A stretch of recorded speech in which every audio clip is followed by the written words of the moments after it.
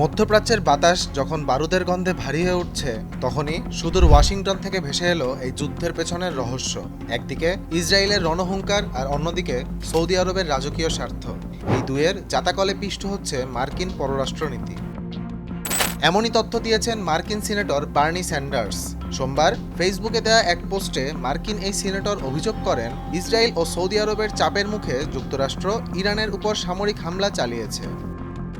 Sanders জানান, Israel ও Saudi আরব দীর্ঘ সময় ধরে যুক্তরাষ্ট্রকে ইরানের ওপর হামলার জন্য প্ররোচিত করে আসছিল। তিনি এই দুই দেশকে মধ্যপ্রাচ্যের এক অস্বাভাবিক মার্কিন মিত্র জুটি হিসেবে অভিহিত করেন। তিনি প্রশ্ন তোলেন ইসরায়েলি প্রধানমন্ত্রী নেতানিয়াহু, যার সরকার গাজায় হাজার হাজার মানুষ হত্যা করেছে, এবং সৌদি আরবের মতো রাজতান্ত্রিক দেশ কিভাবে ইরানের স্বাধীনতা বা গণতন্ত্র আনার দাবি করতে পারে। স্যান্ডার্স এই হামলাকে পুরোপুরি অসাংবিধানিক ও অবৈধ বলে কঠোর সমালোচনা করেছেন। তিনি মনে করিয়ে দেন, কংগ্রেসের অনুমোদন ছাড়া কোনো মার্কিন প্রেসিডেন্ট যুদ্ধ শুরু করার অধিকার রাখে না।